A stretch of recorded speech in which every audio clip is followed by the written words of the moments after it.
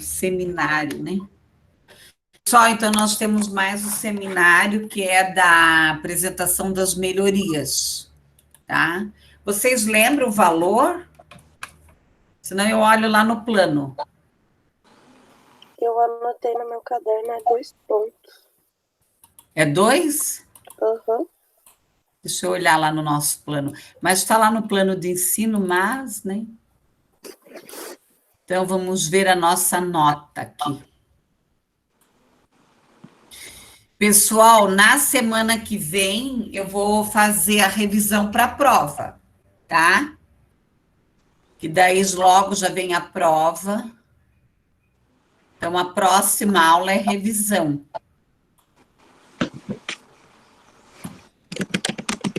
Copiar, copiar. Aqui, ó. Opa! Então, a nossa média, ela é, a prova vale 6, a participação 1, o seminário da outra semana foi 1 e hoje é 2. Então, o grupo da Lilian pode começar, tá? Então, hoje a proposta é apresentar melhorias para a educação. Podem começar. Quem é o grupo? É a Caroline, a Larissa e a Lilian. Isso. Uhum. Tá, fiquem à vontade. Ó, eu deixo vocês bem à vontade em relação à câmara, tá? Para mim, lógico, na hora da apresentação é melhor ligar, tá? Eu não sou, para mim o aluno fica indiferente, mas na apresentação fica melhor, né? Tá bom? Pode começar. Então, tá bom. Nós pensamos em um projeto de melhoria mais voltado para a atualidade no que nós estamos vivendo hoje. Então, o título do nosso projeto é Metodologias Ativas, Aprendizagem por Problemas e Ensino Híbrido, apresentado pela Caroline, pela Larissa Ferreira e por mim, Lilian. Então, pensando numa introdução, nós estamos vivendo num novo contexto social. Então, tanto a escola quanto os professores e os estudantes, eles precisam se adaptar a essas novas mudanças, a esses novos conceitos sobre educação, metodologias, pensar numa escola que ela prioriza a aprendizagem desses estudantes em relação a novas metodologias e principalmente utilizando novos materiais, né, e ter uma didática melhor também. Então, também é ressaltada essa importância da formação continuada, onde o professor ele também precisa estar em constante atualização, pensar que a tecnologia está tão presente e que ele também pode utilizar isso nas suas aulas de uma maneira mais didática, de uma maneira mais informal, e pensar também numa troca entre os pares. Talvez aquilo que o professor ele não consiga utilizar, sei lá, um celular, um notebook, um computador, aquele estudante ele consegue auxiliar esse professor para a aula se tornar mais dinâmica. Então surgem essas novas metodologias, onde o estudante ele se torna um protagonista e principalmente ele consegue ter uma melhor qualidade no seu processo de ensino-aprendizagem. Então por isso que nós pensamos em trabalhar, né, nessa melhoria um ensino híbrido e uma aprendizagem baseada em problemas.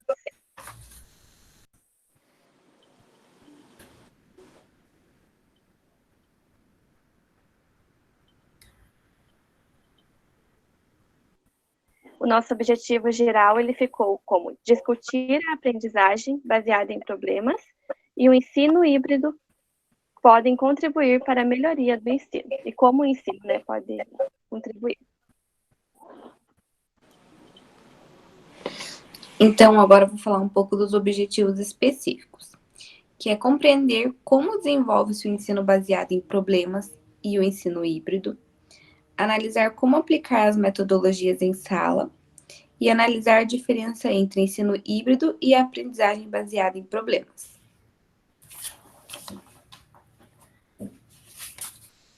A nossa justificativa é justamente essa, pensar que a aprendizagem ela deve ser mais significativa. Então, sempre ser pensada a partir do contexto e da realidade desse estudante. Pensar também que o estudante ele é protagonista do aprendizado, então ele é o centro da aprendizagem. O professor ele deve buscar instigar o interesse pela busca do novo, né, a partir de novas metodologias e encaminhamentos.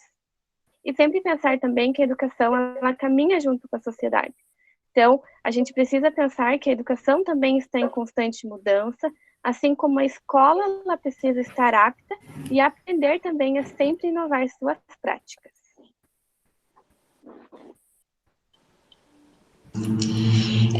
Então, eu vou falar um pouquinho sobre a aprendizagem baseada em problemas, que ela se situa na resolução de situações cotidianas.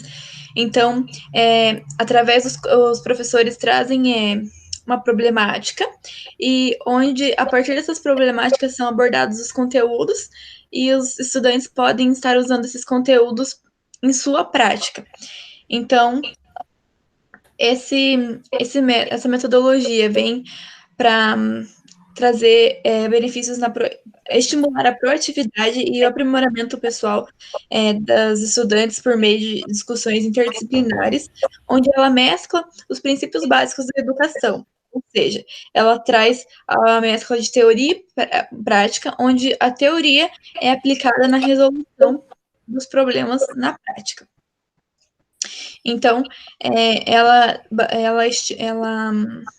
favorece a autonomia e o protagonismo do estudante, uma vez que ele vem atestar os seus conhecimentos por meio das práticas mediadas pelos professores.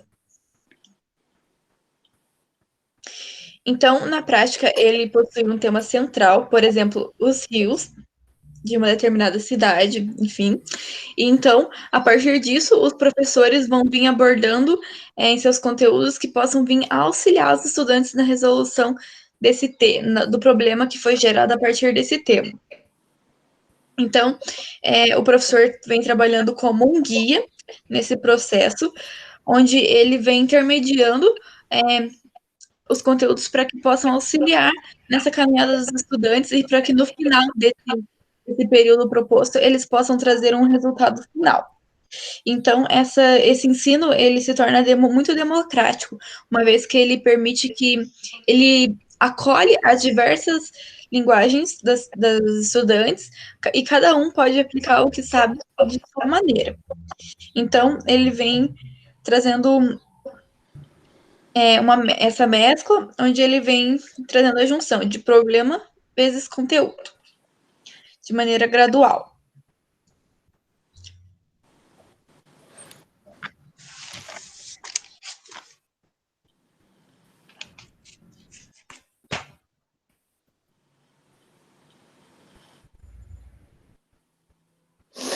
Então, o ensino híbrido ele tem ênfase no projeto de vida de cada estudante, com a orientação sempre de um mentor. ênfase em valores e competências amplas, de conhecimento e socioemocionais.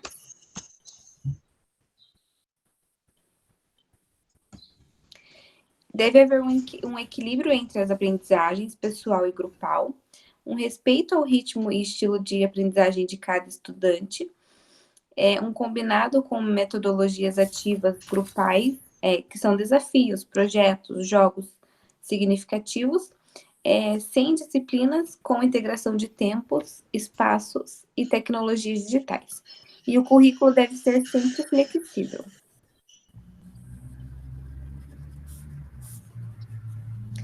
Então, na prática, o ensino híbrido ele deve estar ligado com o aprendizado online, também com o offline. No meio presencial, ele prescinde da tecnologia. É necessário o auxílio de recursos recursos digitais, que permitem que o aluno tenha controle sobre onde, como, com que e com quem irá estudar. E os dispositivos móveis, ele abre um leque de possibilidades, né? Porque os alunos eles conseguem ir atrás da sua própria pesquisa, se desenvolver e se atualizar sozinho com o uso da tecnologia.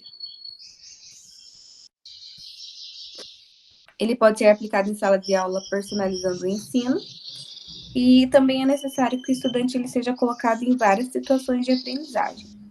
E também é necessário utilizar diferentes situações e metodologias. E, além disso, o currículo flexível. Então, concluindo nosso projeto de melhoria, é interessante que essas metodologias precisam contemplar o estudante, precisam contemplar que ele se torne o protagonista, o centro do processo de ensino-aprendizagem. Permite também um ensino colaborativo entre as trocas entre os pares, né? Tanto professor quanto estudante, quanto a comunidade escolar, uma criticidade e autonomia. Esse estudante consegue ter uma autonomia maior em buscar saber mais sobre o conteúdo. Também é necessário pensar que o professor ele precisa estar em constante atualização para trazer essas novas metodologias dentro de salas de aula. E a escola, assim, ela passa a ter uma nova concepção pedagógica, né, sempre caminhando junto com a sociedade. E aqui está a nossa referência. E é isso. Ok, muito bem. Alguém quer comentar sobre o trabalho, fazer alguma pergunta? Fiquem à vontade.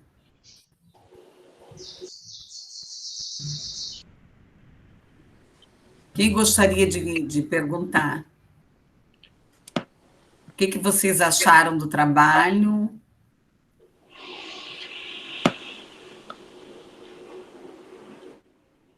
Alguém gostaria de comentar? Então, esse assunto, né, na realidade, ele não é um assunto novo, né? As pessoas estão trazendo muito o ensino híbrido como se ele fosse algo novo. Ele não é algo novo, tá? Ele é desde a época do rádio, né? Só ele não tinha esse nome. Então, o ensino à distância, ele nasceu lá nos anos 60, né? Lá atrás, já com a questão do rádio. Muita gente estudava através do rádio e através do correio. Eu cheguei a fazer um curso pelo correio, de psicologia transacional, até eu tenho o diploma aqui, né? Você recebia os exercícios, você recebia as apostilas, tudo pelo correio. Daí agora, com essa história da pandemia, né, tem muita gente levantando a bandeira do ensino híbrido como se ele fosse uma coisa nova, né? Uma outra questão é a questão da problematização. Então, Paulo Freire, Piaget,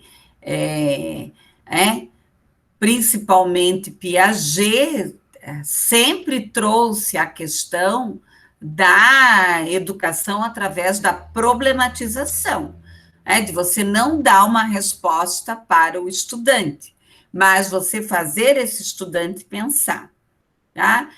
E nós temos que diferenciar, né,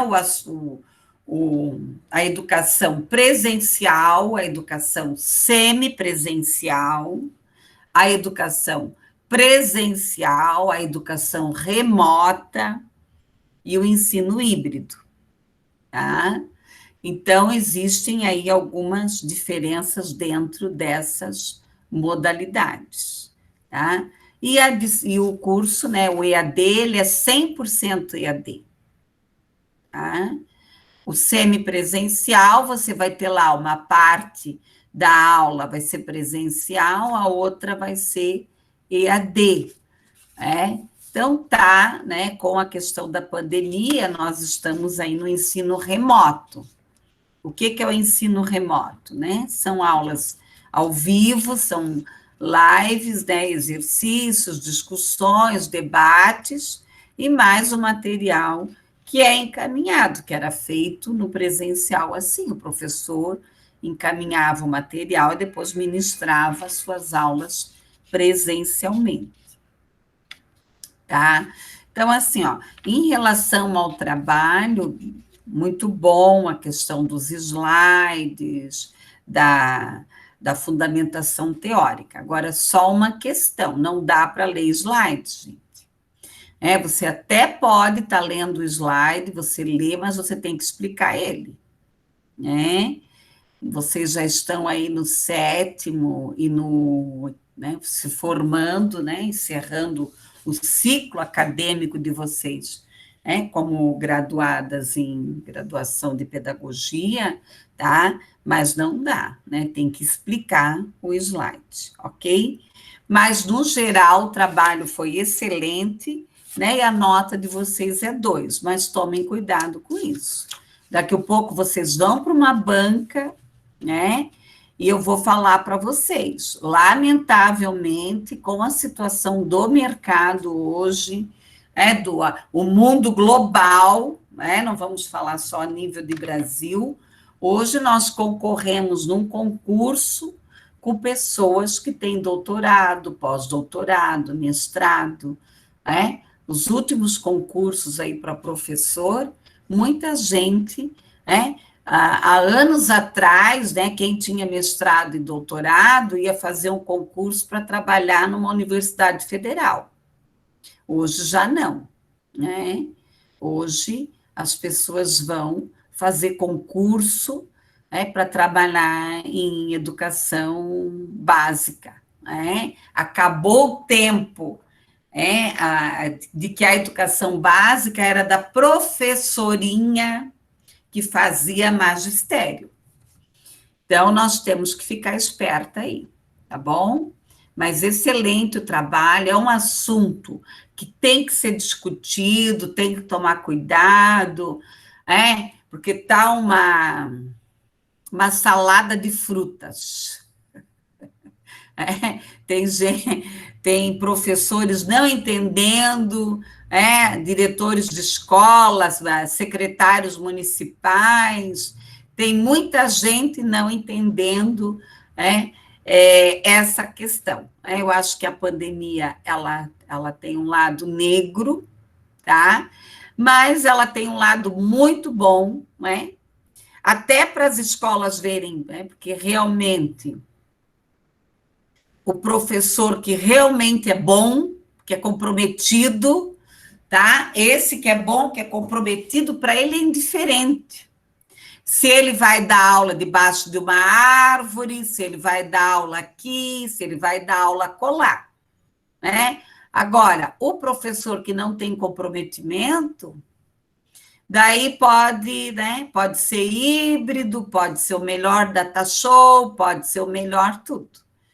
Tá? Então, realmente, nós estamos aí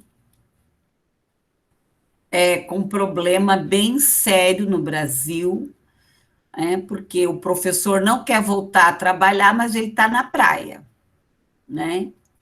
Então, se fizerem uma pesquisa de quem está viajando e de quem está na praia, tudo funcionário público. Tá? Então, isso é muito triste. Isso é um reflexo muito triste. Eu sou funcionária pública, meio período, eu fico em casa. Saio raramente, eu estou cumprindo à risca aquilo que o serviço público me pediu. E a instituição que eu trabalho particular me pediu. Então, tem situações aí vergonhosas, posturas vergonhosas de profissionais da educação que eu fico com vergonha, A pessoa não quer ir para a escola atender um pai, não atender uma mãe, mas faz festa, churrasco, vai para a praia, leva a família inteira, Então, tem umas situações aí, que realmente, o que eu penso, em relação ao serviço público, à escola pública, a tudo isso tem que ser rediscutido e repensado, Porque o funcionário público, o salário está caindo, tá? Todo mês está caindo, e quem está pagando somos nós. Ok? Mas muito bem, Parabéns aí pelo assunto. Pessoal, próximo grupo, Nota máxima aí para as meninas. Nós vamos apresentar, prof. Então, vamos lá. Fiquem à vontade.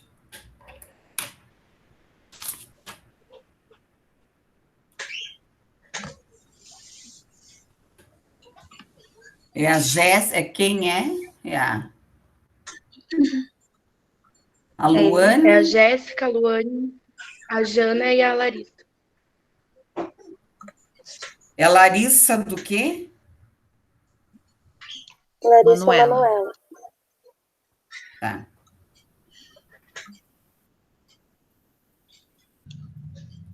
É a Larissa.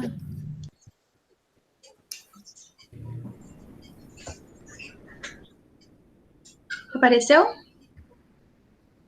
É a Larissa, só um pouquinho. Sim. Só deixa eu só anotar Maria. aqui.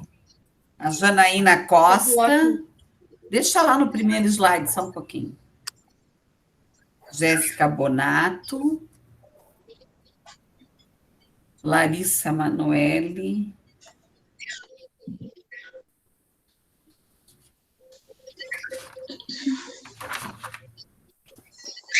Tá, ok.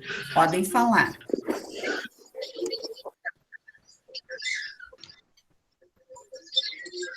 Então, nós criamos o nosso projeto de melhoria, cujo título é O Jogo no Processo de Ensino-Aprendizagem, que será apresentado por mim, Janaína Costa, pela Jéssica Bonato, pela Larissa Manoela e pela Luane Borges.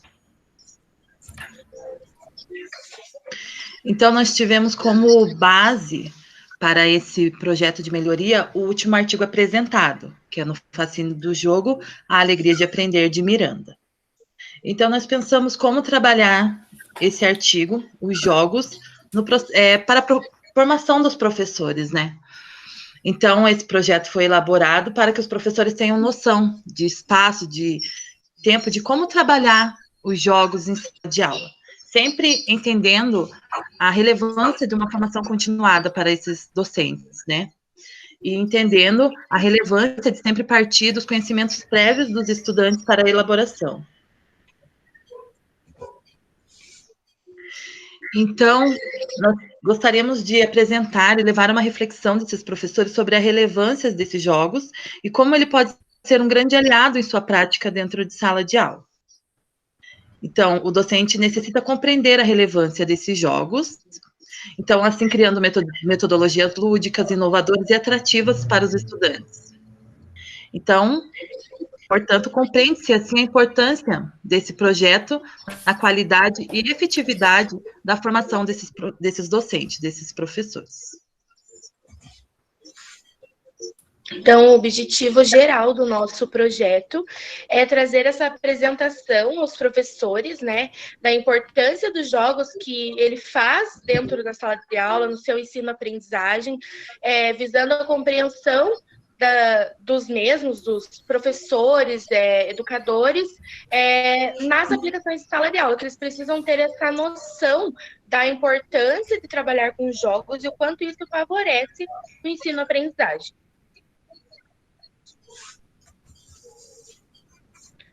Os objetivos específicos, nós pensamos em, primeiro, os professores analisarem os jogos, né, que podem beneficiar os estudantes, tanto na parte afetiva, cognitiva, criativa, motor e na socialização, eles terem essa noção do que auxilia, qual jogo que vai ser ali proposto na melhor hora, na melhor formação de desenvolvimento da criança. Então, os professores terão que desenvolver um projeto de construção, né, onde eles vão, a partir de uma palestra, eles vão desenvolver um projeto de construção de jogos interativos, onde eles, com essa capacidade criadora, que é como o artigo nos traz, nós devemos ter essa capacidade criadora. Então, ou seja, os professores eles devem estar sempre em constante atualização para trazer as criações e partir dessas criações para construir jogos, construir atividades. E assim será promovido rodas de conversa para os professores, docentes e a comunidade escolar debater sobre os conhecimentos adquiridos de acordo com o tema apresentado. Então, a nossa justificativa foi partindo do artigo, né, que a gente viu como é importante trazer esses jogos que eles beneficiam na sala de aula, né? Então, a gente vai procurar promover formações continuadas para o professor, né? E ali a gente vai ensinar como ele deve utilizar e ele também avaliar as suas práticas docentes, né? Então, ele vai ver como ele vai trabalhar, como ele está trabalhando, para que ele consiga promover o ensino mais dinâmico e lúdico. Então, as práticas a serem adotadas vai ser um encontro, né? O projeto vai ser um encontro e vai vir uma pessoa, um profissional da educação para estar aplicando essa palestra. Vai ter falado sobre as práticas inovadoras, como melhorar o ensino dos professores por meio dos jogos, utilizar bastante jogos, porque a criança aprende brincando. Os jogos na educação é fundamental no ensino. Daí, depois da palestra, vai ter uma dinâmica. Essa dinâmica vai ser separada em grupos, os professores. Eles vão estar construindo jogos entre eles, para estar aplicando entre eles mesmos. Será uma dinâmica bem prática, para eles ter noção como é importante o jogo, o que o jogo pode trazer em benefício para o ensino. Depois dessa dinâmica, terá uma roda de conversa para debate sobre o tema. Eles vão estar trocando ideias, trazendo mais informações para estar sempre melhorando o ensino. Depois, né, durante as aulas, semanalmente, vai ter encontros para estar sendo discutidas essas práticas, para estar sempre melhorando. Então, aqui as nossas considerações finais, né? Nós podemos perceber que, de acordo com quando a gente foi montando o projeto, a gente viu realmente essa necessidade de atualização, né, do docente. A gente viu a partir do artigo também que esses docentes precisam dessa compreensão do que é o jogo, que às vezes eles dão um jogo e deixam a criança jogar aleatoriamente, sem nenhuma observação, sem nenhuma mediação. Então, é necessário que através, eles compreendam a importância dos jogos e também saibam fazer essa mediação, né? Então, de acordo com a palestra, como a Luane falou, vai ser um profissional vai apresentar uma palestra, né? Profissional da educação. Então, a partir dessa palestra, eles vão fazer essa análise dos jogos construídos, né? Para que eles possam ter essa noção de embasamento. E assim, o docente consegue ter diariamente uma reflexão da sua prática, colocando os pontos que podem ser melhorados, os pontos que podem ser ampliados, né? E com essa prática, com esse desenvolvimento, com essa atualização, com certeza vai trazer melhoria na qualidade da educação, principalmente no desenvolvimento dos estudantes e do próprio professor. Então, nós vemos que, com essa prática, com essa palestra, com esse tema, principalmente para a educação infantil e para todas as áreas, na verdade, para o ensino todo, quando você traz uma dinâmica, um jogo interativo, isso melhora o desenvolvimento do estudante. E aqui nós tiramos uma frase do artigo que nós já tínhamos colocado no trabalho anterior, mas que nós vimos a relevância de trazer novamente essa frase, porque ela deu muito sentido para o nosso trabalho, que é: vivemos em um mundo em que mais do que nunca necessitamos fazer uso do nosso potencial criador, de Simão de Miranda, que é do artigo que pegamos, né? Então, aqui nós colocamos e enfatizamos essa atuação do professor e a necessidade dele ser criativo e criador. E aqui estão nossas referências. Ok, muito bem. Pessoal, alguém quer fazer alguma pergunta às acadêmicas?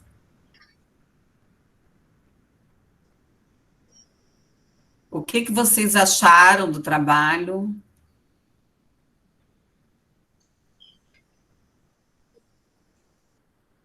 O que vocês pensam sobre esse tema? Alguém quer fazer algum comentário? O que vocês acharam do trabalho? Oi, prof. Pois não, Marcela. Mariela, quer dizer. Eu acho que é bem importante essa questão dos jogos mesmo. porque eu tenho um aluno que eu estou percebendo ali na minha sala, ele é novo até. Ele fez uma mudança de escola no meio dessa pandemia. Imagina, né? Ele Que mudou. confusão, né? Nossa, é. E ele já tem uma dificuldade de aprendizagem, e eu percebo que é através dos jogos que ele consegue aprender. Se você fica ali naquela coisa mostrando slide, sabe? Aquela coisinha bem tradicional ali, ele já dispersa, ele não tem interesse, mas você falou nos jogos, vamos fazer agora, tipo, tem que ser tudo virtual, né? A gente apresenta os jogos virtuais para ele ali, ele já mostra interesse e ele está aprendendo assim mesmo, através dos jogos. Muito bem. Mais alguém quer comentar?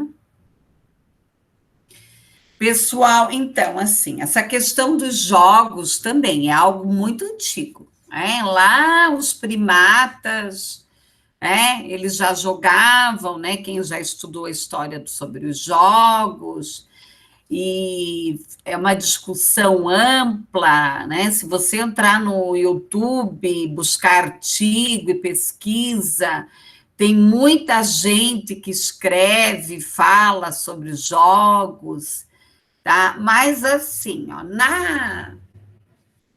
no dia a dia da escola, da prática, nem todo profissional, por mais que ele tenha formação, que ele tenha uma formação na licenciatura, tá?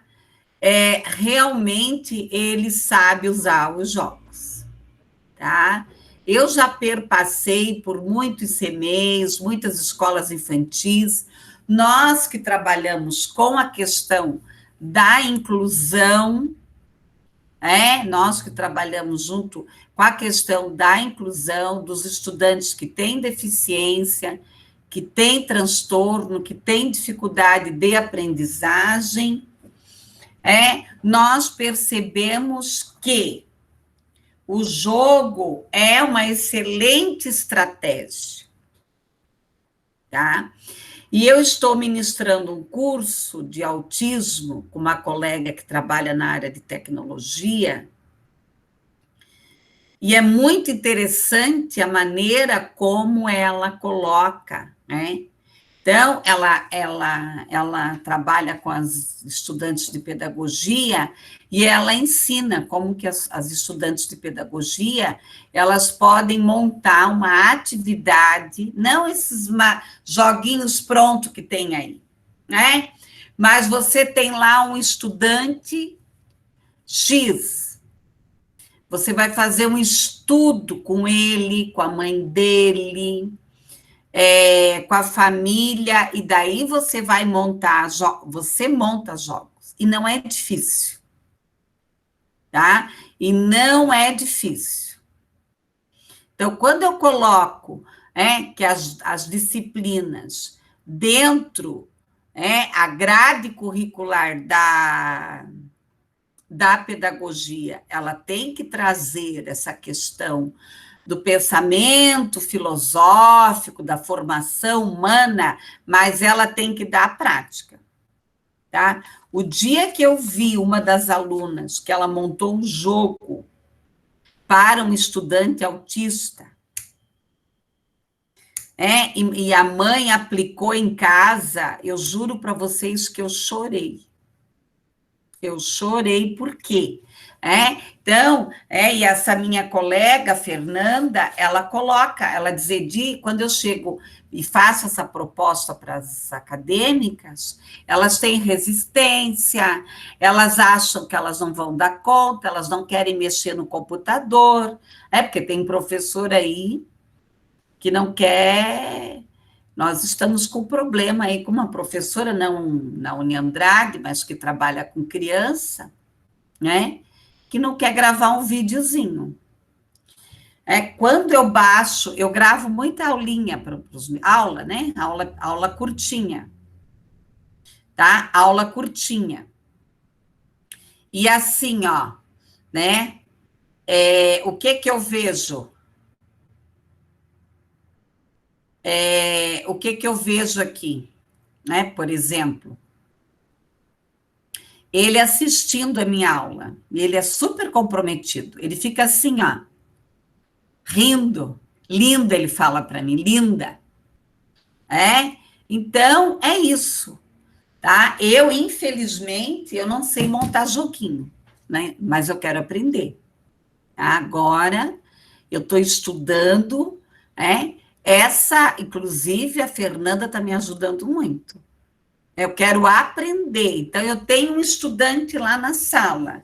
Puxa, ele tem dificuldade de aprender as letras, de aprender os números, de aprender as sílabas, de aprender o que é grande, o que é pequeno, tá? Porque, olha, mesmo a hora que nós voltarmos para o presencial, gente, o estudante ele não vai mais se desvincular do celular.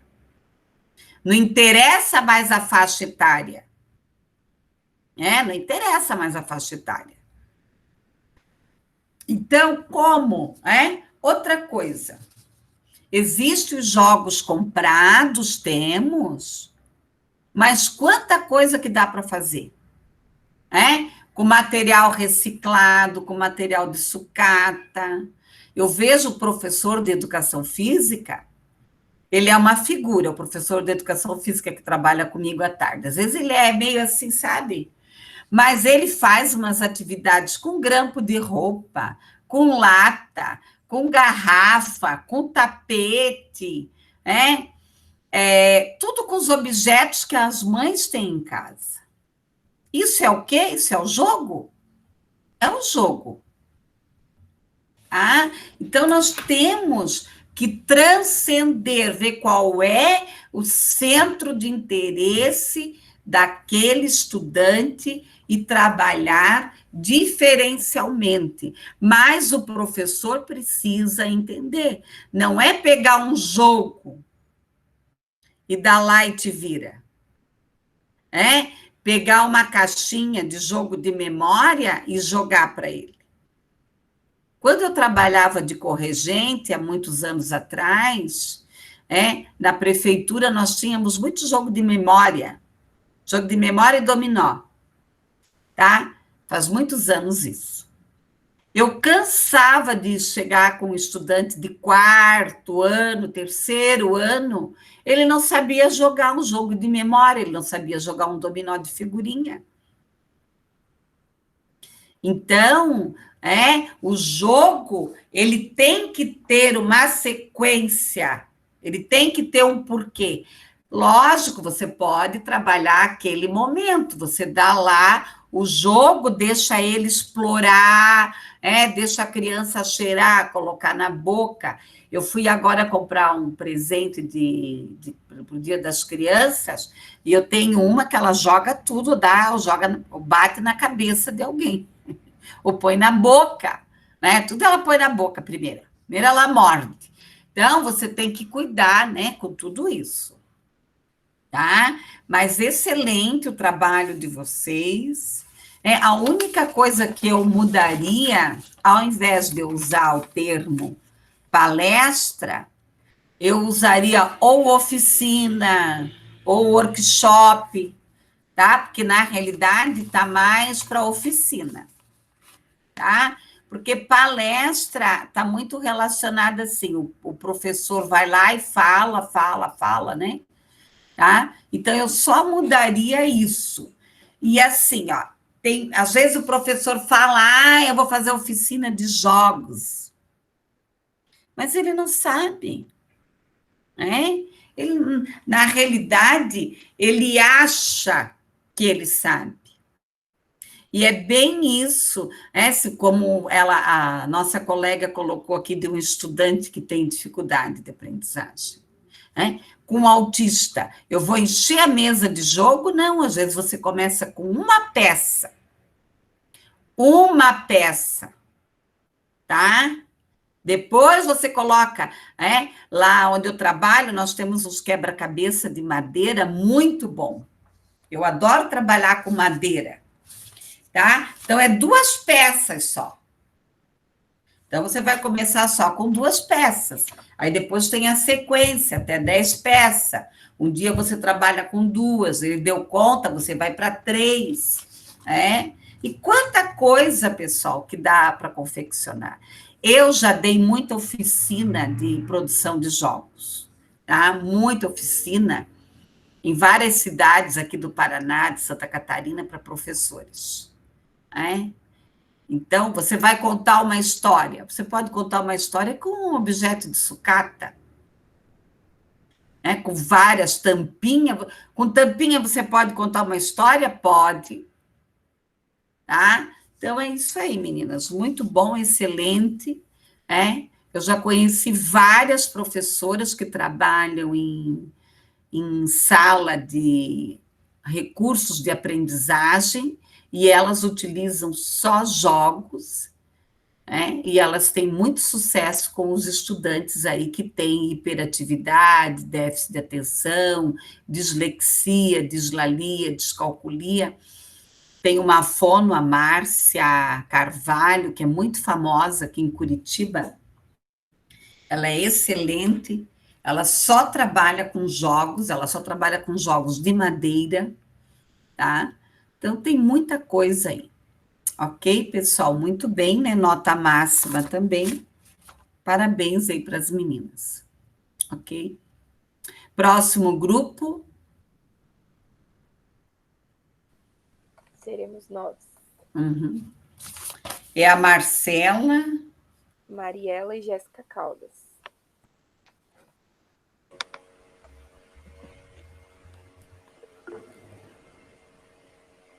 Só um pouquinho. A Jéssica Maria apresentou? Jéssica Maria. Não, prof. Uhum. Não, prof, ela falou que ia ter que levar o pai dela no médico hoje para fazer um exame. Então, só um pouquinho, deixa eu só falar. Maria Ellen, não. Maiara, não. Jéssica Maria, não. Larissa Fagundes. Tô aqui, prof, Não. vou apresentar.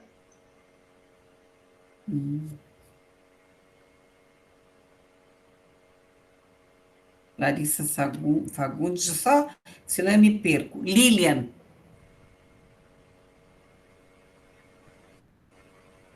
A Lilian já apresentou, não apresentou? Sim. Lilian apresentou no primeiro grupo. É.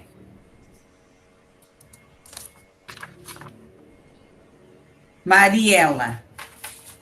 Vou apresentar agora, prof. E a Pamela? Também não. Tá ok, então. Então, quem apresentou hoje, só para eu não errar? Larissa dos Santos, Maria Ellen, não. Nayara, não. Caroline, sim. Janaína da Costa, sim. Jéssica Amanda. Sim, né? Sim, a Bonatti. Jéssica Caldas, sim. Jéssica Maria, não. Larissa Fagundes. Aí eu vou Sim. apresentar. Ah, Larissa Manuela. Sim, né? Sim. Lilian tá ali, já apresentou. Luane Borges apresentou, né? Marcela Juliane vai apresentar. Mariela vai apresentar. Pamela não e Priscila não. Ok, podem começar. Desculpe, porque depois eu dou nota errada, aí vocês me pegam, né? Só um minutinho que a Gé vai apresentar a tela. Uhum.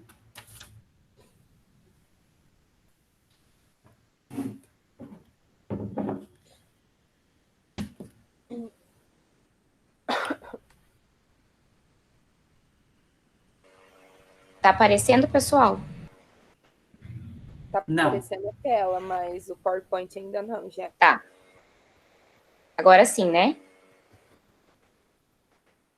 Ainda não. Tá aparecendo, amiga? Ainda O não. PowerPoint não. Oxe, gente. Acho que demora um pouquinho, já. Ou sai e entra de novo para ver.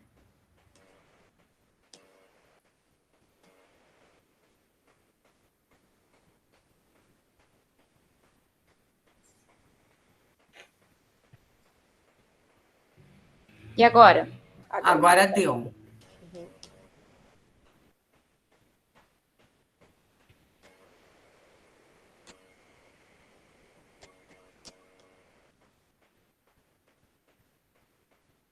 Ótimo. Bom dia, meninas. Jess, se quiser, pode clicar no ocultar, que não vai sair a tela, só vai aparecer ocultar isso. Bom dia, meninas, nosso trabalho, né? A gente escolheu o tema aprimoramento profissional e suporte emocional para professores em tempo de pandemia. Então, quem vai apresentar é a Jéssica Caldas, Mariela Portugal e Marcela Juliana.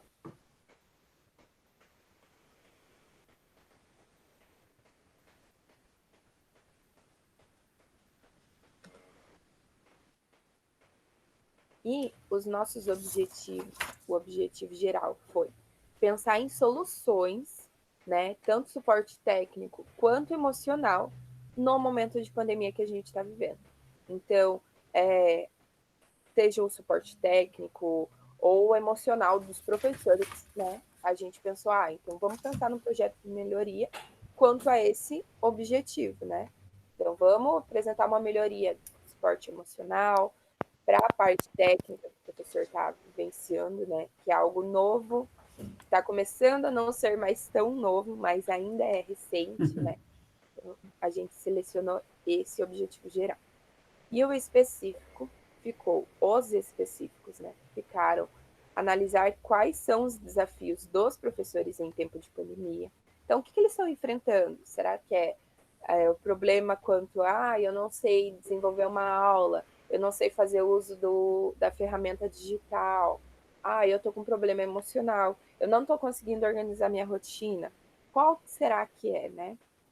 Refletir de como está sendo esse processo emocional desse profissional, porque muito se é falado do estudante, não é errado, porque o estudante ele está vivenciando algo muito complicado, a família está vivenciando algo muito difícil de estar em homeschool.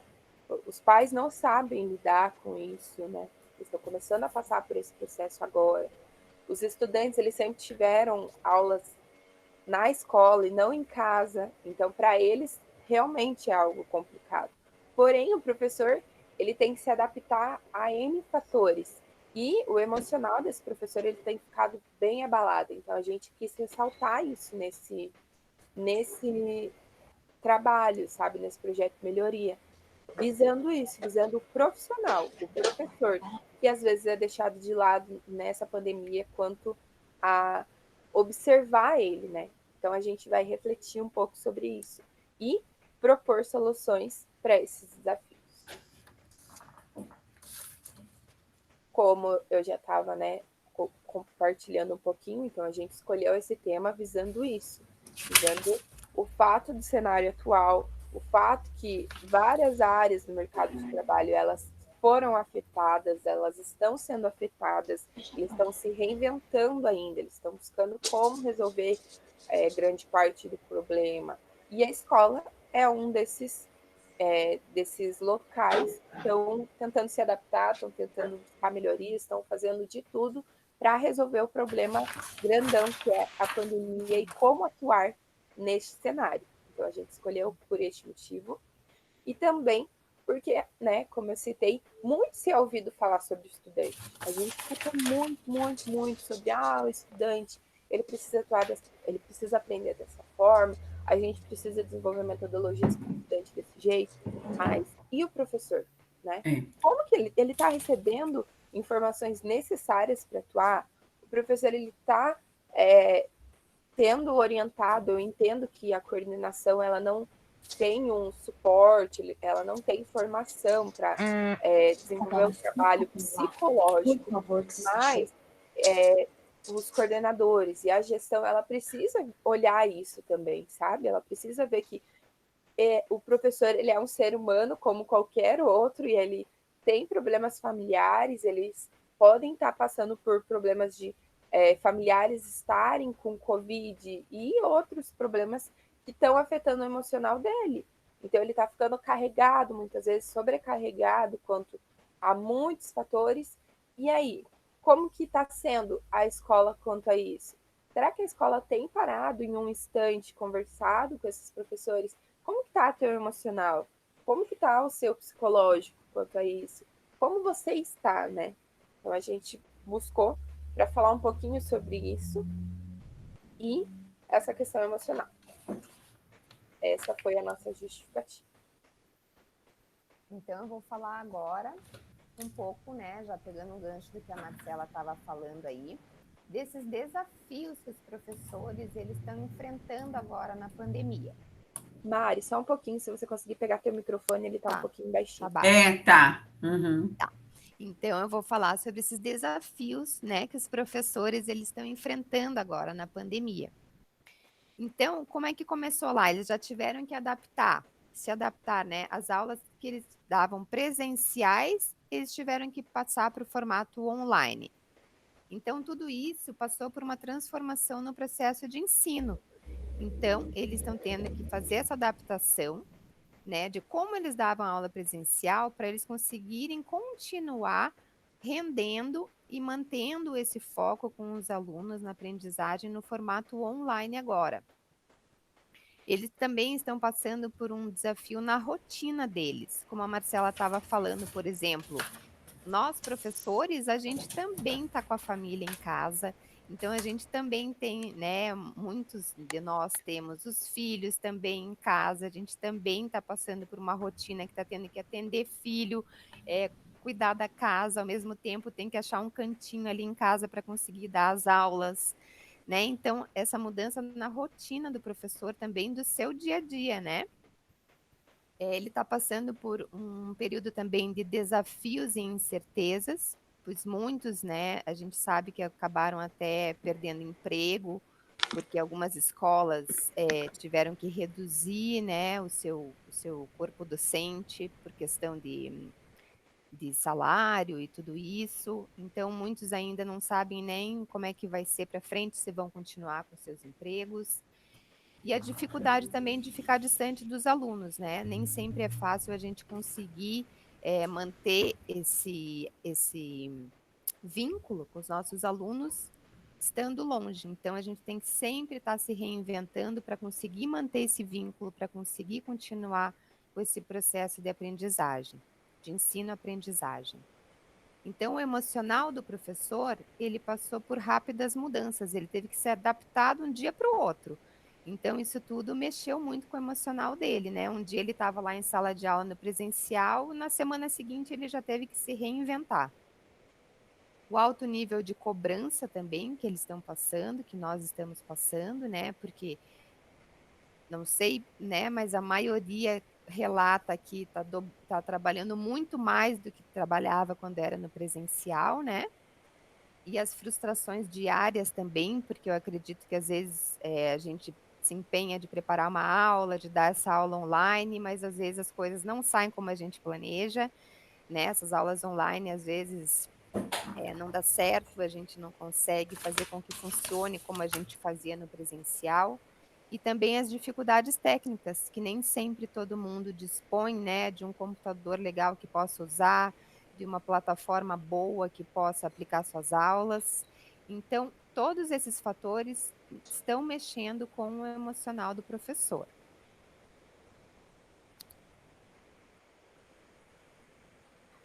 Agora eu vou falar um pouquinho de como seria a nossa ação diante disso. Então, a gente pensou em como a escola e a equipe pedagógica podem auxiliar esse professor nesse momento. Então, primeiramente, né, o professor ele precisa do suporte técnico, porque muitos professores, eles ainda estão aprendendo a mexer com essas tecnologias, então, para alguns está sendo bem difícil.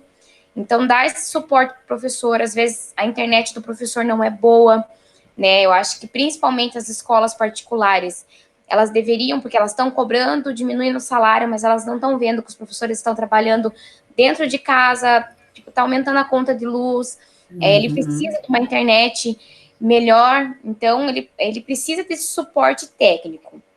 Auxiliar nas pesquisas de metodologias para as aulas que já existem, que se adequam às aulas e aos planos dos professores. Então, nós mesmos já estudamos que há muitas metodologias, né? E essas metodologias, algumas são tecnológicas, então o professor ele pode estar utilizando. Mas a escola, ela precisa também estar auxiliando e estar ajudando, principalmente a parte da coordenação, nesse momento com os professores. O professor passa o plano de aula, né, e a coordenação, junto com os professores, podem pensar, você pode usar tal metodologia, gamificação, dar esse suporte, né, para o professor. Ao invés da cobrança, incentivar os professores, encorajando-os a continuar fazendo o trabalho de forma que se vejam resultados positivos. Então, uma coisa que eu vi, que eu vejo, né, porque eu trabalhava na escola, minha irmã ainda continua lá, é que eles cobram muito e eles estão até meio que ameaçando, né, os professores, olha, a gente está perdendo aluno. Eu acho que isso não é o ideal, porque cada um está dando o melhor de si. Então, acredito que eles deveriam estar incentivando eles continuar fazendo o trabalho que estão fazendo, né? E ver que algumas coisas que estão acontecendo não é culpa dos professores, né? Que cada um está fazendo dentro do possível. E, em vez de fazer mesmo essa cobrança, está incentivando o professor e está apoiando ele ali nesse momento. Curso online para aprimoramento profissional. Então, como esse distanciamento não está deixando, né, ter essa semana pedagógica, acredito que pode estar fazendo também uns cursos online para ajudar os professores, dar dicas para o aprimoramento profissional mesmo. Dinâmica e encontros. A gente pensou nessas dinâmicas e encontros, né, com todos os cuidados que sabemos que são necessários, distanciamento, mas que seria um encontro muito rico para os professores, para eles estarem com esse contato mesmo, passando as dificuldades, passando o que deu certo, um apoiando o outro, porque às vezes pelo aplicativo, né, se você for dar esse aprimoramento, não dá tempo dos professores trocarem essas ideias, então acho que seria um momento bem rico para os professores. E as rodas de conversa para expor seus sentimentos, né, seus fracassos, suas vitórias, acho que seria bem interessante. Nossas considerações finais, né, é que momentos de pandemia, a incerteza é o que mais mexe com o emocional das pessoas. E isso também vem acontecendo, né, com os professores.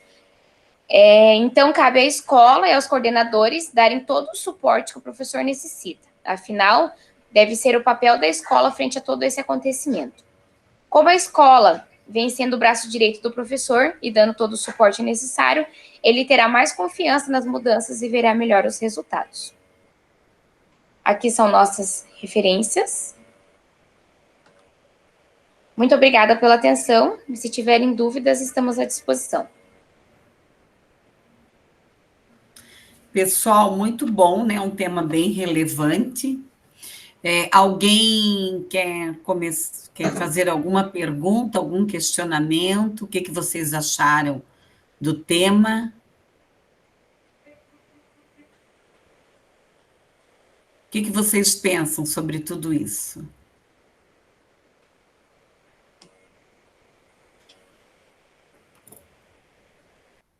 O que vocês acham? Alguém quer comentar? Então, esse tema ele é bem relevante. E não é só na era da pandemia, pessoal. Da mesma forma que em muitas escolas não é trabalhado a questão emocional dos estudantes, o professor também não tem direitos. Ele tem direito de chegar lá, cumprir o papel dele, e pronto. Eu, no começo, eu gastei R$2.000 para eu montar aqui, um lugar que eu pudesse trabalhar. Eu tive que comprar equipamentos, eu tive que mudar a minha internet. Hoje eu gasto luz, porque eu ligo o meu computador agora, eu só vou desligar ele à meia-noite, por aí. Ele já está ligado desde as 5. Tive que ir em técnico, tive que pagar gente para me ensinar, Não vou dizer que as instituições que eu trabalho não me deram suporte, não me dão. Hoje eu fiquei mais de 1 hora com uma menina lá da informática da Uniandrade para me ajudar num negócio que eu tinha que fazer, tá? Não que nós não tenhamos, mas assim, ó, eu vi muitas coisas assim. Tem profissional que se automotiva, que vai atrás, que resolve, mas tem profissional que precisa. Então, raramente uma escola ela faz a escuta. O que é escuta? Escuta não é terapia, igual os alunos do 10º período de psicologia estão fazendo, trabalho de escuta, para quem quiser. Não é terapia, mas ele vai falar das angústias dele, do meio dele, da dificuldade dele. Tem professor dando aula com as crianças nas pernas, com as crianças, com os filhos nas pernas, é o que eu falei ontem para uma amiga. Eu sou privilegiada, porque ninguém me incomoda. Às vezes, o meu vizinho me chama ali quando eu estou dando aula. Mas agora ele parou, já falei o horário que não é para ele ficar me interfonando.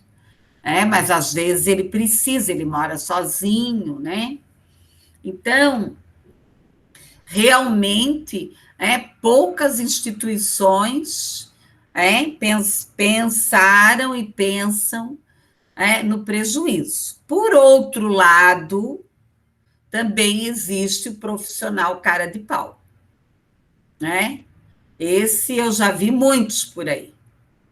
O cara de pau.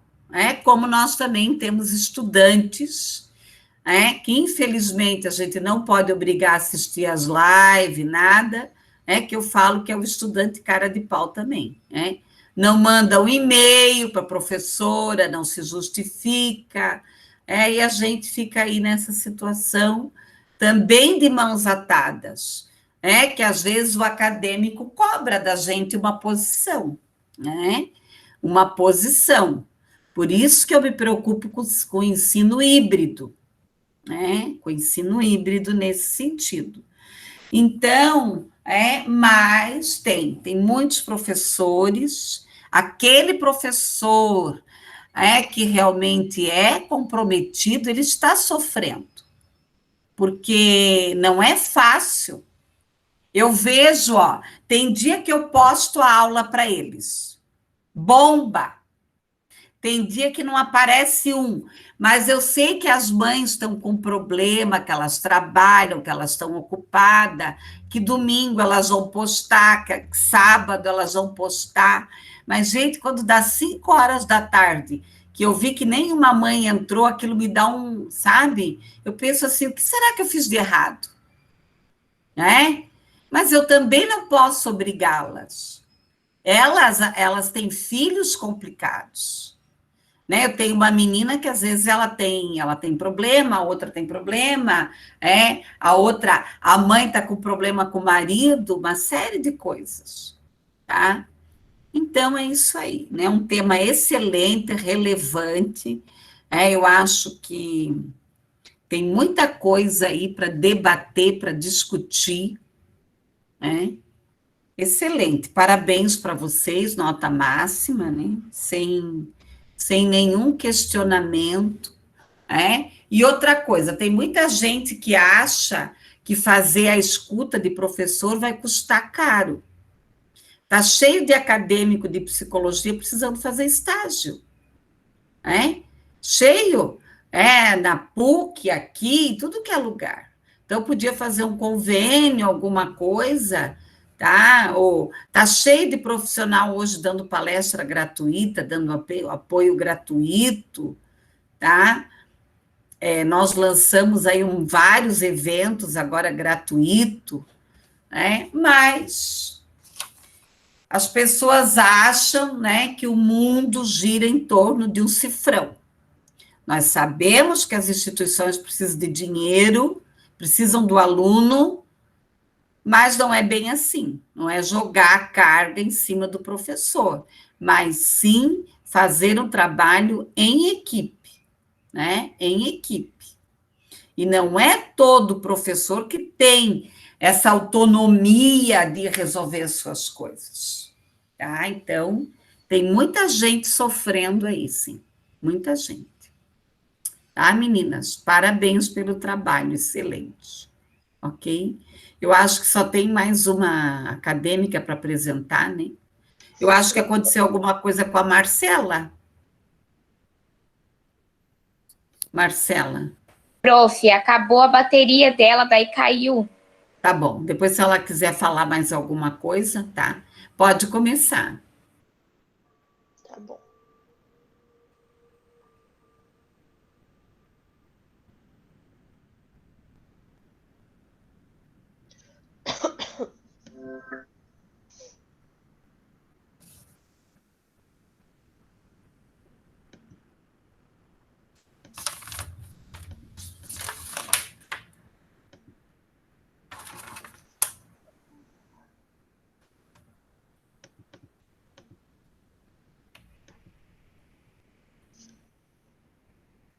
Marcela, a Marcela voltou?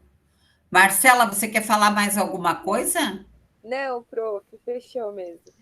Então tá bom. Aqui, Tá. corri de meio. Não, sem problemas. Eu pensei que aconteceu alguma coisa, né? Porque outra coisa, quando alguém cai, alguma coisa, sempre é bom verificar, né? Já teve casos de professor e aluno passarem mal, né? Então é bom a gente dar uma olhadinha, tá? Vamos lá, então. Obrigada. Posso começar? Pode. Bom, bom dia, prof. Bom dia, meninas. Bom dia. O meu projeto de melhoria vai ser sobre clima escolar e vai ser apresentado por mim, Larissa Fagundes. Uhum. O objetivo geral é discutir sobre a importância de um bom clima escolar. E objetivos do projeto são investigar como os funcionários e alunos se sentem no ambiente escolar, verificar o que pode ser feito ou mudado com base nos resultados da investigação sobre o clima e projetar intervenções com toda a comunidade escolar. A justificativa. O clima escolar ele é um assunto um pouco comentado ou conhecido entre os acadêmicos e profissionais da área pedagógica. Então, mesmo sendo um tema de extrema importância, eu vejo muita falta, sabe, de ver pessoas falando sobre, de ver estudos sobre. Então, muitas escolas também, elas não fazem as pesquisas de clima organizacional. Então, não fazendo as pesquisas, a escola acaba não descobrindo como que está o clima na instituição, o que os professores, os funcionários e os alunos também têm a dizer. Então, o clima ele deve ser algo a ser discutido mais vezes, pois eu penso que, assim, se nós somos funcionários ou alunos, a gente passa muita parte do nosso tempo dentro da escola, e isso acaba interferindo, influenciando muito na nossa vida, né, e como nós nos sentimos. Então, a gente precisa trabalhar ou estudar num lugar onde a gente se sinta bem, onde exista um clima agradável, né, onde não haja muitos conflitos, nem nada do tipo. Então, um bom clima escolar, ele melhora as relações humanas e até mesmo gera efeitos positivos no desempenho dos alunos. Então, de acordo com o ZEC, em seu artigo As Relações Interpessoais na Escola, avaliando o clima escolar em escola pública e privada, o clima escolar ele pode ser uma junção de todas as percepções, tanto individuais quanto coletivas, sobre a instituição educacional, compondo sua organização, estrutura pedagógica, administrativas e os relacionamentos de convivência que ocorrem no ambiente escolar. Assim, é feita uma análise em alguns aspectos de todos dentro da instituição, como, por exemplo, a qualidade do trabalho desenvolvido, os relacionamentos, os valores e sentimentos que podem formar uma personalidade coletiva, sendo que cada instituição poderá criar o seu próprio clima escolar. Então, aqui ele disse, né, que são várias coisas ali que transformam o clima escolar, né, que podem que formam um clima ali. Então, várias, que nem ali ele falou sobre a personalidade coletiva, né? Então, cada escola ela pode ter a sua personalidade coletiva, porque cada escola existem pessoas diferentes, existem alunos, professores, funcionários que são diferentes uma escola da outra, né?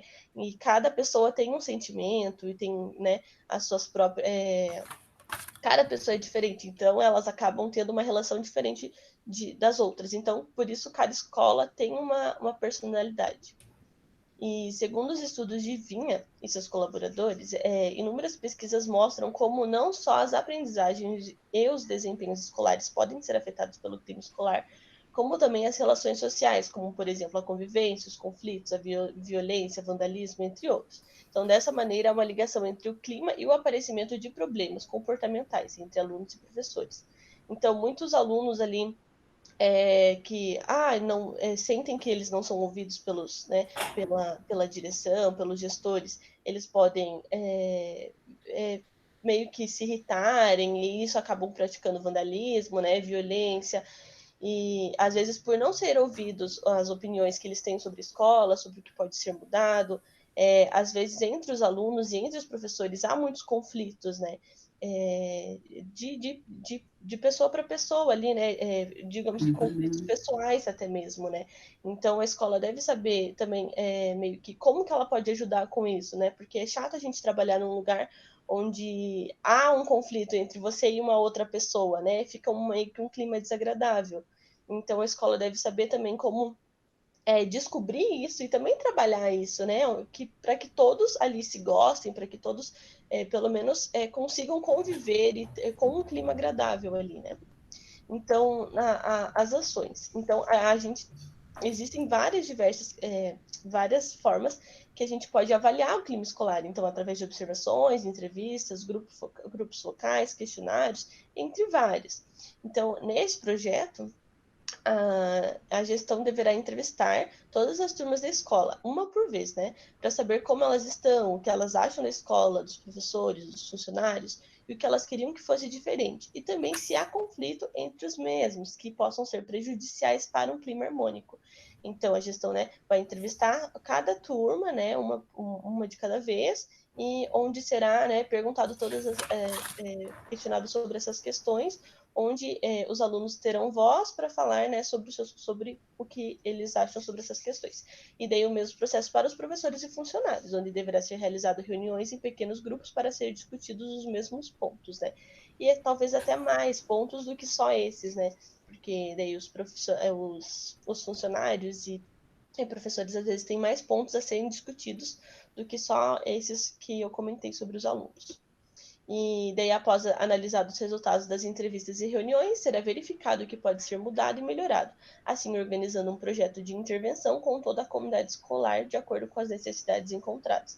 Então, é muito importante também que a escola ela insira toda a comunidade ali escolar para ajudar nesse processo de melhoria, para, né, tá, então, assim, quando a escola viu quais são as necessidades, o que pode ser mudado e o que não pode, então tá, vamos lá, vamos pegar toda a comunidade escolar, vamos pegar todos e vamos todos se ajudar, né? Então, tanto que vinha isso, os colaboradores, eles citam que as intervenções construídas coletivamente podem atuar nos problemas de convivência e das aprendizagens, promovendo a melhoria do clima escolar, resultando no aumento da motivação, do sentimento de bem-estar geral, da autoestima docente e discente e da qualidade das relações interpessoais na instituição. Então, já é bom a gestão poder fazer uma intervenção. Melhor ainda quando a gestão pode chamar todos da escola para fazer parte da intervenção, né? Para ajudar a pensar no que podem fazer, para ajudar na hora de fazer acontecer, né? Então, é muito importante. E daí as considerações, e através dessa pesquisa é notável como o clima escolar ele pode influenciar no desempenho dos funcionários e alunos, e como um bom clima só tem a trazer benefícios para todo o corpo escolar. E aqui são as referências. E é isso. Só volta nas referências, Larissa, que eu não consegui ver. Opa, Tá, já vi, ok. Pronto? Deu. Pessoal, alguém quer comentar sobre essa questão? Alguém gostaria de comentar sobre o trabalho? O que vocês acharam? Pessoal, então, assim, ó, o clima organizacional, ele é fundamental, né? Eu acho que vem fechar bem com o trabalho de vocês na questão lá emocional, né? Porque aonde há agressão, aonde há vandalismo, a falta de amor, a falta de compreensão, a falta de ser ouvido. Outro dia eu fui aqui para baixo, aqui numa panificadora, tinha 2 piá pinchando um muro. Aí eu fui conversar com eles, disse, por que vocês estão pichando o muro? Ninguém escuta a gente, né? Ninguém dá ouvidos para nós. Essa sociedade daí, né, falaram um monte. Então, é mais ou menos assim, né? Porque aonde há agressão, a falta de compreensão, a falta de acolhimento, a falta de amor. Infelizmente, nesses quase 35 anos de escola, eu já participei de várias pesquisas de clima organizacional. Teve uma que os professores detonaram a diretora. A diretora pegou a pesquisa e começou a perseguir os professores. Então, tem umas coisas que não encaixam. Eu participei ano passado, ano retrasado, de uma das escolas que eu trabalho, até hoje não me deram retorno, do que eu escrevi. Então, assim, eu trabalhei muito tempo em RH, muitos anos, trabalhei dentro da associação comercial, eu tinha uma empresa de RH em Santa Catarina, eu dava assessoria para mais de 200 e 300 empresas, nós tínhamos uma equipe. Depois eu me desvinculei disso, porque eu casei, vim para cá, e a minha prima que continuou tocando a empresa, depois ela vendeu para um amigo e ele toca a empresa. Então, a pesquisa de clima organizacional, nós temos o Cavienato, que é um dos bambambãs dentro disso, e temos outros autores aí que trabalham. Ela pode ser feita de várias maneiras. Pode ser aplicada em entrevista fechada, entrevista aberta, pode ser olho no olho, pode ser com grupo focal, tem grupo focal, grupo participativo, laboratório, reunião participativa, roda de conversa, nós temos aí vários, tem muitos autores hoje, muita discussão em cima disso. Agora, ela tem que ser feita de uma maneira séria, e que a pessoa saiba e ela dê conta de receber o feedback. Então, se a equipe ela não está feliz com você, você tem que melhorar. Se é 1, 2, às vezes é perseguição, às vezes é uma questão pessoal, que a pessoa não vai com a tua cara, ou você não gosta dela, ou ela não gosta de ti, ou coisa assim. E assim, o que eu percebo? Que tem muitos gestores que não sabem ser líderes. Eu faço parte de um grupo aí, e a gestora elogiou um professor no grupo. Gente, criou uma maior polêmica. Por quê? Por que ela elogiou só um professor no grupo? Eu nem dei bola, porque para mim, elogiou, não elogiou, isso não vai fazer diferença no meu trabalho, no meu comprometimento. Tá? Mas tem pessoas que são sensíveis. Aí eu mandei um recado no particular para a pessoa e falei. Eu disse, olha, isso é uma regra básica de um líder. Se eu vou criticar geral. Se eu vou elogiar geral. Se eu precisar chamar a atenção de uma de vocês, eu vou falar no particular. Então, tem muita coisa aí. E a escola, tá? A escola é uma produção da subjetividade. E que muitas vezes essa subjetividade ela não é canalizada adequadamente. As pessoas, o que acontece? Adoecem. Eu trabalhei numa escola, sem mentira nenhuma. Era muito difícil, se não tinha 10 atestados por dia. Tinha 20 professores, 10 estavam no médico. Tá? Então, tudo isso você tem que avaliar. Rotatividade, falta, doença, desmotivação, desinteresse, problemas de relacionamento com o pai, com criança. Então, essa subjetividade, a maioria, isso que está no oculto, das relações. Porque eu chegar numa escola e dar bom dia e rir para todo mundo, não quer dizer que eu estou bem. E não quer dizer que eu estou feliz nesse espaço. Tá? Pode ser que por dentro eu estou morrendo. Né? E eu vou canalizar onde? Nos estudantes. A sala de aula é um palco que muitos professores, porque não dão conta, né, canalizam as suas frustrações para o estudante, né? Descarregam tudo em cima da criança. Então, isso aí é muito importante, né? Não é um instrumento só da indústria, da empresa, é de qualquer organização. Eu vou dar o exemplo do meu condomínio. Nós tínhamos um síndico que ele era extremamente autoritário, tá? Mas, ao mesmo tempo que ele pegava o regimento, olha só que graça, que ele pegava o regimento e fazia você cumprir o regimento, ele te escutava, né? Ele te escutava. Se eu mandasse uma sugestão para ele, ele ia lá no manual, ver se legalmente, tá? Dava e me dava uma resposta. Agora, o atual, ó, tá largado, mas se a gente abre a boca e critica, meu Deus, ele te persegue. Né? Por que eu estou dando esse exemplo? Porque existem diretores assim, existem gestores assim, existem pedagogos assim. Né? Então, realmente, é muito triste.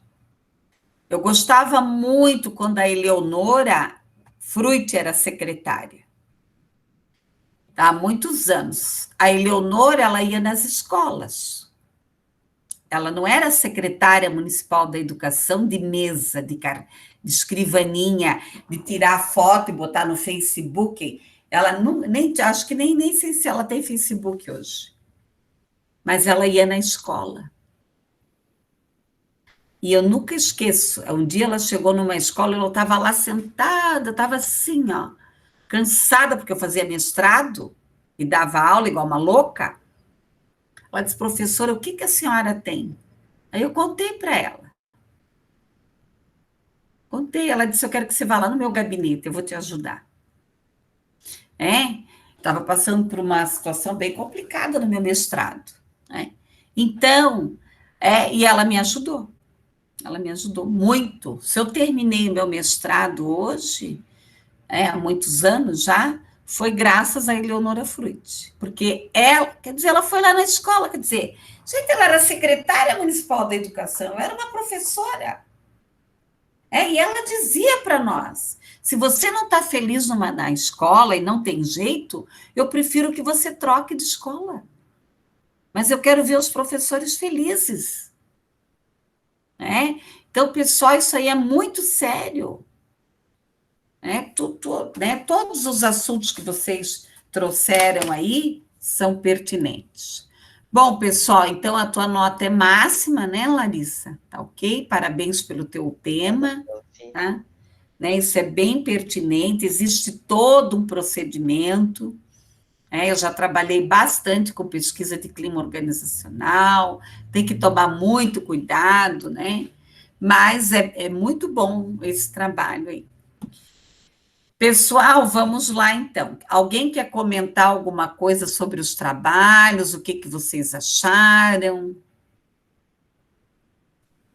Qual é a avaliação de vocês? Quem quer falar?